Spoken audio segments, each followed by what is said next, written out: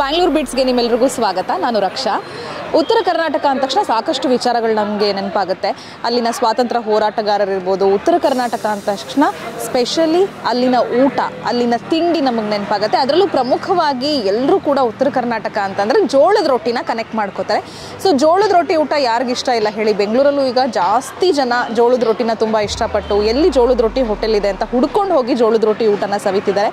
So ನಾನಿವತ್ತು ಬೆಂಗಳೂರಿನ RR ನಗರದ ಅಂದರೆ ರಾಜರಾಜೇಶ್ವರಿ ನಗರದ ಬೆಮ್ಮೆಲ್ ಲೇಔಟ್ಸ್ನಲ್ಲಿರುವಂತಹ ಶ್ರೀ ಸಾಯಿ ರೊಟ್ಟಿ ಮನೆ ಹೋಟೆಲ್ಗೆ ಬಂದಿದ್ದೀನಿ. ಸೊ ಇಲ್ಲಿ ಶುದ್ಧ ಸಸ್ಯಾಹಾರಿ ಊಟ ನೀವು ಮಾಡಬೇಕು, ಜೋಳದ ರೊಟ್ಟಿ ಊಟನ ಸವಿಬೇಕು ಅಂತಂದರೆ ನೀವಿಲ್ಲಿ ಬರಬೇಕು. ಸೊ ಇಲ್ಲಿ ಏನೆಲ್ಲ ವಿಶೇಷತೆಗಳಿದೆ ಅಂತ ನಾನು ತೋರಿಸ್ತೀನಿ, ಬನ್ನಿ.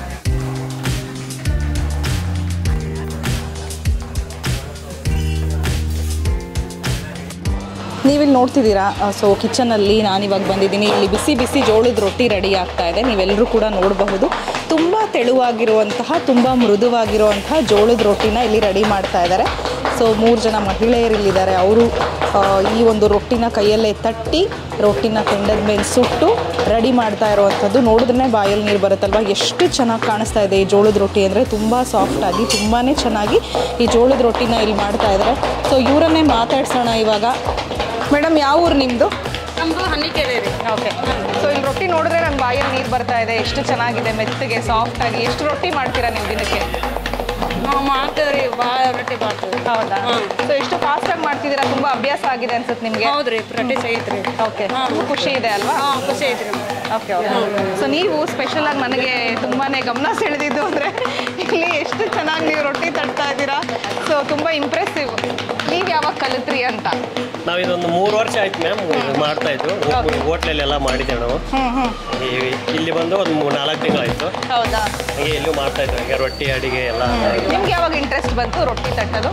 ನಾವು ಮುಂಚೆ ಹೋಟ್ಲಲ್ಲಿ ಮಾಡ್ತಾ ಇದ್ವಿ, ಒಂದು ಹೋಟ್ಲಲ್ಲಿ. ಓಕೆ. ಅವಾಗ ನಮ್ಗೆ ಅಡಿಗೆ ಎಲ್ಲ ಕಲಿಸಿದ್ರು ಅವರು, ರೊಟ್ಟಿ ಎಲ್ಲ. ಹಾಗೆ ಮಾಡ್ತಾ ಅದು ನಮಗೆ ತುಂಬ ರೂಢಿ ಆಗ್ಬಿಡುತ್ತೆ. ನೀವು ಅದರಲ್ಲಿ ಎಕ್ಸ್ಪರ್ಟ್ ಆಗ್ಬಿಟ್ಟು. ನಿಮ್ಮ ಹೆಸರು, ಊರು?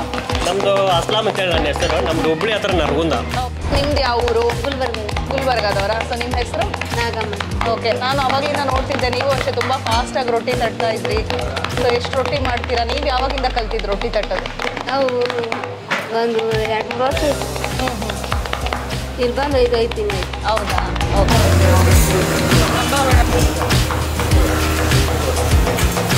ಸೊ ಇಲ್ಲಿ ಇನ್ನೊಬ್ಬರು ಸ್ಪೆಷಲಿಸ್ಟ್ ಇದ್ದಾರೆ. ಅವರು ರೊಟ್ಟಿನ ತುಂಬ ಹದವಾಗಿ, ನೀಟಾಗಿ ಬೇಯಿಸ್ತಾ ಇದ್ದಾರೆ. ಸೊ ಅವರನ್ನು ಕೂಡ ಮಾತಾಡ್ಸೋಣ. ಮೇಡಮ್, ನಿಮ್ದು ಯಾವ ಊರು? ಗುಲ್ಬರ್ಗನಾ? ಸೊ ನೀವು ಎಷ್ಟು ಫಾಸ್ಟಾಗಿ, ಎಷ್ಟು ಕ್ವಿಕ್ಕಾಗಿ ಕೆಲಸ ಮಾಡ್ತಾ ಇದ್ದೀರಾ? ಎಷ್ಟು ರೊಟ್ಟಿ ಬೇಯಿಸ್ತೀರಾ ದಿನಕ್ಕೆ? ಹನ್ನಿಕೆರೆ 1000 ರೊಟ್ಟಿ. ಹೌದಾ? ಓಕೆ. ಸೊ ನಿಮಗೆ ಖುಷಿ ಕೊಟ್ಟಿದ್ಯಾ? ಖುಷಿ ಕೊಟ್ಟಿದ್ದೆ.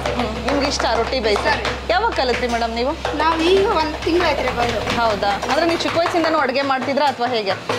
ರೊಟ್ಟಿ, ಚಪಾತಿ ಆ ಥರ ಮಾಡ್ತೀವಿ. ಹಾಂ, ಓಕೆ ಮೇಡಮ್, ಥ್ಯಾಂಕ್ ಯು. ಸಾಕಷ್ಟು ಜನ ಬರ್ತಾರೆ ರೊಟ್ಟಿ ಊಟ ಕೇಳಿಕೊಂಡು. ಸಾಕಷ್ಟು ಜನಕ್ಕೆ ಜೋಳದ ರೊಟ್ಟಿ ಊಟನೇ ಬೇಕು ಅಂತ ಹುಡುಕೊಂಡು ಬರೋದನ್ನು ನಾವು ನೋಡಿದ್ದೀವಿ. ಸೊ ಬೆಂಗಳೂರಲ್ಲಿ ತುಂಬ ಜನ ಇಷ್ಟಪಟ್ಟು ಜೋಳದ ರೊಟ್ಟಿನ as a part of diet food ಅಂತಲೂ ಅವ್ರು ಸೇವಿಸ್ತಾರೆ. ರೈಸ್ ಕಡಿಮೆ ಮಾಡಬೇಕು, ರೈಸ್ ಬೇಡ, ಚಪಾತಿ ಬೇಡ, ಕೆಲವ್ರಿಗೆ ಚಪಾತಿ ಇಷ್ಟ ಆಗಲ್ಲ. ಬಟ್ ಜೋಳದ ರೊಟ್ಟಿ ಆರೋಗ್ಯಕ್ಕೆ ತುಂಬ ಒಳ್ಳೆಯದು ಅಂತ ಹೇಳಿ as a part of diet ಕೂಡ ಅವರು ಜೋಳದ ರೊಟ್ಟಿ ಹೋಟೆಲ್ಗೆ ಬರ್ತಾರೆ. ಶ್ರೀ ಸಾಯಿ ರೊಟ್ಟಿ ಮನೆ ಹೋಟೆಲ್ನ ಓನರ್ ನಮ್ಮ ಜೊತೆ ಇದ್ದಾರೆ, ಪ್ರವೀಣ್ ಹಟ್ಟಿ ಅವರು. ಅವರನ್ನು ಮಾತಾಡ್ಸೋಣ ಬನ್ನಿ. ಸರ್, ಹೇಗಿದ್ದೀರಾ? ನಮಸ್ಕಾರ, ಚೆನ್ನಾಗಿದ್ದೀವಿ. ನಾನು ನೋಡಿದೆ ರೊಟ್ಟಿ ತುಂಬ ಅದ್ಭುತವಾಗಿ ತಯಾರಾಗ್ತಾ ಇದೆ. ಸೊ ನೀವು ಎಷ್ಟು ತಿಂಗಳಾಯಿತು ಇಲ್ಲಿ RR ನಗರಲ್ಲಿ ಶುರು ಮಾಡಿ, ಅಥವಾ ಎಷ್ಟು ವರ್ಷಗಳಾಯಿತು? ನಾವು ಆ್ಯಕ್ಚುಲಿ ಜೋಳದ ರೊಟ್ಟಿ ಹೋಟೆಲ್ ಮಾಡ್ತಾ ಇರೋದು ಇದು 5ನೇ ವರ್ಷ. ಮುಂಚೆ ನನ್ನ ತಮ್ಮ 2 ವರ್ಷ ಮಾಡ್ದೆ. ಈಗ ನಾನು 2.5 ವರ್ಷ ಮಾಡಿದೆ. 2.5 ವರ್ಷ ಮಾಡಿ ಅಲ್ಲಿಂದ ಮುಂಚೆ ಹಳೆ ಹೋಟ್ಲು ಪಕ್ಕದ ರೋಡಲ್ಲಿತ್ತು. ತುಂಬ ಚಿಕ್ಕದಾಯಿತು. ಒಳ್ಳೆ ಊಟ ಕೊಡ್ತಾಯಿದ್ದೀವಿ, ಒಳ್ಳೆ ಜನ ಬರ್ತಾಯಿದ್ದಾರೆ. ಜನಗಳಿಗೆ ಕೂತ್ಕೊಂಡು ಊಟ ಮಾಡುವಂಥ ಯಾವುದೇ ಫೆಸಿಲಿಟಿ ಇರಲಿಲ್ಲ.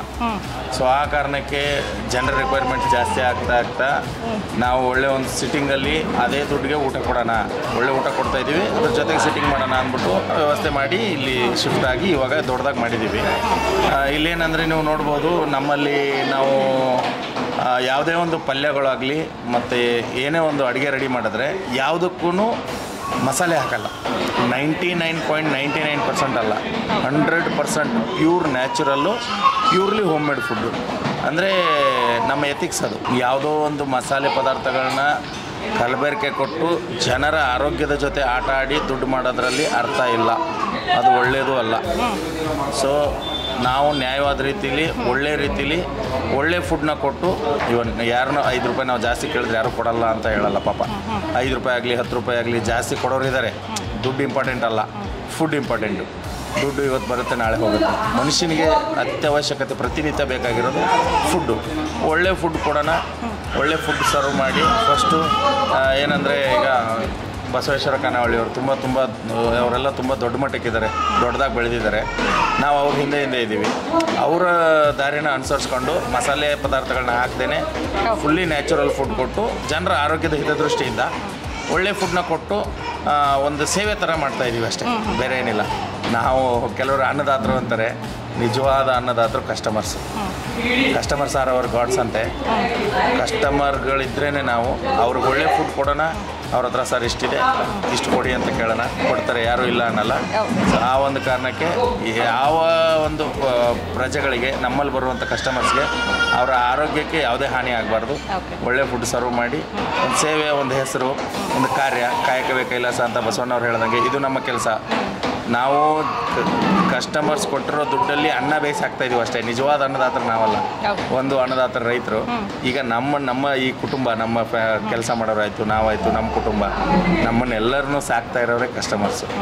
ಸೊ ಅವ್ರಿಗೆ ಏನು ಬೇಕು, ಅವ್ರ ಎಕ್ಸ್ಪೆಕ್ಟೇಷನ್ ಏನಿದೆ ಅದನ್ನು ಕೇಳಿಬಿಟ್ಟು ಅದಕ್ಕೆ ಅವ್ರಿಗೆ ತಕ್ಕನಾಗಿ ಸರ್ವ್ ಮಾಡ್ತಾಯಿದ್ದೀವಿ ಅಷ್ಟೇ. ನಾವು ಅಡುಗೆನ ಮಾಡಿ ಹಾಕ್ತಾಯಿದ್ದೀವಿ ಅಷ್ಟೇ, ಬೇರೆ ಏನಿದ್ರಲ್ಲಿ ನಮ್ಮ ದೊಡ್ಡದನ ಏನಿಲ್ಲ. ಬಟ್ ಇದೊಂದು ಕೆಲಸ ನಾವು ತುಂಬ ಪ್ರೀತಿಯಿಂದ ಮಾಡ್ತಾಯಿದ್ದೀವಿ, ತುಂಬ ಅತಿ ಗೌರವದಿಂದ. ಭಗವಂತ ಏನೋ ಸ್ವಲ್ಪ ಕೈ ಹಿಡಿದಿದ್ದಾನೆ, ಇನ್ನೂ ಸ್ವಲ್ಪ ಹೆಚ್ಚಿನ ಮಟ್ಟದಲ್ಲಿ ಮಾಡಬೇಕು ಅನ್ನೋ ಆಸೆ ಇದೆ. ಇನ್ನೊಂದು ಹೋಟ್ಲ್ ನೋಡ್ತಾ ಇದ್ದೀನಿ. ಸೊ ಎಲ್ರಿಗೂ ಒಂದು ರೊಟ್ಟಿ ಇದೇ ಥರ ಲೈವಲ್ಲೇ ಮಾಡಿಸ್ಕೊಡ್ಬೇಕು ಅನ್ನೋ ಆಸೆ ಇದೆ, ದೊಡ್ಡ ಆಸೆ ನನಗೆ. ಸೊ ಅದನ್ನು ಮಾಡೋ ಒಂದು ನಿಟ್ಟಿನಲ್ಲಿ ಕೆಲಸ ಮಾಡ್ತಾಯಿದ್ದೀವಿ. ಜನರ ಸಪೋರ್ಟ್ ಇದ್ದರೆ ಖಂಡಿತ ಏನು ಬೇಕಾದರೂ ಮಾಡುವ. ಈಗಾಗಲೇ ಊಟ ರೆಡಿಯಾಗಿದೆ, ಊಟ ತಯಾರಾಗಿದೆ. ಸೊ ಗ್ರಾಹಕರು ಕೂಡ ಬರ್ತಾ ಇದ್ದಾರೆ ಇಲ್ಲಿ ಊಟ ಮಾಡೋದಕ್ಕೆ. ಇಲ್ಲಿ ಒಬ್ಬರು ಊಟ ಮಾಡ್ತಾ ಇದ್ದಾರೆ, ಅವರನ್ನು ಮಾತಾಡ್ಸೋಣ. ಹೇಗಿದೆ ಇಲ್ಲಿನ ಜೋಳದ ರೊಟ್ಟಿ ಊಟ ಅಂತ ಅವ್ರ ಹತ್ರನೇ ಕೇಳೋಣ. ಸರ್ ನಮಸ್ತೆ ಸರ್, ನಿಮ್ಮ ಹೆಸರು? ಅಮೋಲ್. ಓಕೆ ಸರ್, ನೀವು ಫಸ್ಟ್ ಟೈಮ್ ಬರ್ತಿರೋದಾ ಇಲ್ಲಿ? ಇಲ್ಲ, ರೆಗ್ಯುಲರ್ ಆಗಿ ಬರ್ತಾ ಇರ್ತೀವಿ. ಓಕೆ, ನಿಮ್ದು ಯಾವ ಊರು? ಗುಲ್ಬರ್ಗ. ಓಕೆ, ನಿಮ್ಗೆ ಹಾಗಾದ್ರೆ ರೊಟ್ಟಿ ಊಟ ತುಂಬಾನೇ ಇಷ್ಟ ಆಗುತ್ತೆ. ಸೊ ಪ್ರತಿದಿನ ರೊಟ್ಟಿ ಇರಬೇಕು ನಿಮಗೆ. ಓಕೆ, ಇಲ್ಲಿನ ಊಟದ ಬಗ್ಗೆ ಮಾತಾಡೋದಾದ್ರೆ ಏನೆಲ್ಲ ವಿಶೇಷತೆ ಇದೆ, ನಿಮ್ಗೆ ಏನು ತುಂಬಾ ಇಷ್ಟ? ನಮ್ಮ ಥರ ಊಟ ಸಿಗುತ್ತೆ ಇಲ್ಲಿ. ಸೊ ನಮ್ಮ ಥರ ಊಟ ಅಂದ್ರೆ ನಮ್ಗೆ ಇಷ್ಟ ಅಂತ ನಾವು ಇಲ್ಲಿ ಬರ್ತೀವಿ ಯಾವಾಗಲೂ. ಓಕೆ, ಸೊ ನೀವು ಸುಮಾರು ಸಲ ಬಂದಿದ್ದೀರಾ ಅಲ್ವಾ? ಹಾಂ, ಸುಮಾರು ಸತಿ. ನೀವು ತುಂಬ ಇಷ್ಟಪಡುವಂಥದ್ದು ಏನಾದರೂ ಇದೆಯಲ್ಲಿ ರೊಟ್ಟಿನ ಹೊರತುಪಡಿಸಿ? ರೊಟ್ಟಿ ನಮ್ಮ ಕಡೆ ಹಿಂಡಿ ಸಿಗುತ್ತಲ್ಲ, ಅದನ್ನು ಪಲ್ಯ ಸ್ವಲ್ಪ ಡಿಫ್ರೆಂಟ್ ಇರುತ್ತೆ, ಬಟ್ ರೊಟ್ಟಿ ಹಿಂಡಿ ಸಿಗುತ್ತಲ್ಲ ಅದು ಬರುತ್ತೆ. ಒಟ್ಟಿನಲ್ಲಿ ನಿಮಗೆ ತೃಪ್ತಿ ಆಗಿದೆ. ಓಕೆ, ಸೊ ಇಲ್ಲಿ ನಿಮಗೆ ಯಾವ ರೀತಿ ಅನ್ನಿಸ್ತು ಈ ಜೋಳದ ರೊಟ್ಟಿ ಊಟ? ಟೇಸ್ಟ್ ಚೆನ್ನಾಗಿದೆ, ಕ್ವಾಂಟಿಟಿ ಚೆನ್ನಾಗಿದೆ. ಅದಕ್ಕೋಸ್ಕರ ಪ್ರತಿದಿನ ಬರ್ತೀರಾ ನೀವು? Okay, thank you. ಓಕೆ, ನನಗಂತೂ ತುಂಬ ಹಸಿವಾಗಿ ಹೋಗಿತ್ತು. ನನ್ನ ಊಟದ ತಟ್ಟೆ ಇವಾಗ ರೆಡಿ ಇದೆ. ಸೊ ಒಂದು ಒಳ್ಳೆ ಬಾಳೆ ಎಲೆ ಮೇಲೆ ಜೋಳದ ರೊಟ್ಟಿ ಊಟನ ಅವ್ರು ನಂಗೆ ಸರ್ವ್ ಮಾಡಿದ್ದಾರೆ. ಸೊ ಇವತ್ತಿನ ಸ್ಪೆಷಲ್ ಏನು ಅಂತ ಹೇಳಿದ್ರೆ ಕ್ಯಾಪ್ಸಿಕಮ್ ಪಲ್ಯ, ಹಾಗೆಯೇ ಹೆಸರು ಕಾಳು, ಆರೋಗ್ಯಕ್ಕೆ ತುಂಬಾ ಒಳ್ಳೆಯದು. ಇದ್ರ ಜೊತೆಗೆ ಜೋಳದ ರೊಟ್ಟಿ, ಆಮೇಲೆ ಸೈಡಲ್ಲಿ ಸಲಾಡ್ ಇದೆ, ವೆಜಿಟೇಬಲ್ ಸಲಾಡ್. ಇನ್ನು ಇದು ಜುಂಕ ಅಂತ ಕರೀತಾರೆ ಉತ್ತರ ಕರ್ನಾಟಕದ ಕಡೆ, ಕಡಲೆ ಹಿಟ್ಟಲ್ಲಿ ಮಾಡೋದು. ಇದು ಪ್ರೋಟೀನ್ ಬರ್ಫಿ ಅಂತಲೇ ಹೇಳ್ಬೋದು ಇದನ್ನು. ಈಗ ನಾನು ಇದನ್ನು ಟೇಸ್ಟ್ ಮಾಡ್ತೀನಿ, ಹೇಗಿದೆ ನೋಡೋಣ. ಸೊ ರೊಟ್ಟಿ ತಟ್ಟವಾಗಲೇ ಎಷ್ಟು ಸಾಫ್ಟಾಗಿ ತುಂಬಾ ಸ್ಮೂತಾಗಿತ್ತು, ಮುರಿಯೋದಕ್ಕೂ ತುಂಬ ಈಸಿ, ಅಷ್ಟೊಂದು ಕಷ್ಟಪಡಬೇಕಾಗಿಲ್ಲ. ಸೊ ತುಂಬ ಸಾಫ್ಟಾಗಿದೆ ನಾನು ನೋಡಿದ ಹಾಗೆ, ಹೇಳ್ದಾಗೆ. ಸೊ ಈಗ ಟೇಸ್ಟ್ ಮಾಡೋಣ ಕ್ಯಾಪ್ಸಿಕಮ್ ಪಲ್ಯದ ಜೊತೆ. ತುಂಬ ಚೆನ್ನಾಗಿದೆ, ವೆರಿ ನೈಸ್.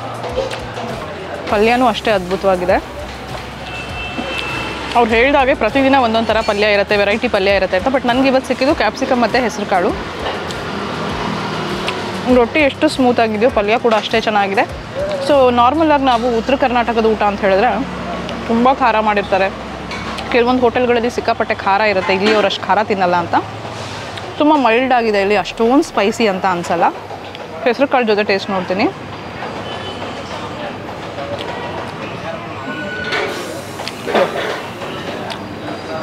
ತುಂಬ ಚೆನ್ನಾಗಿದೆ ಹೆಸರು ಕಾಳು ಪಲ್ಯನೂ.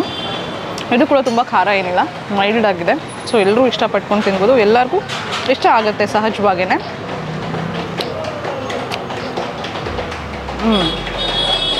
ಆರೋಗ್ಯಕ್ಕೆ ತುಂಬ ಒಳ್ಳೆಯದಾಗಿರೋದ್ರಿಂದ ತರಕಾರಿ, ವೆಜಿಟೇಬಲ್ ಸಲಾಡು, ಅದ್ರ ಜೊತೆ ರೊಟ್ಟಿ, ಜೋಳನೂ ತುಂಬ ಒಳ್ಳೆಯದು.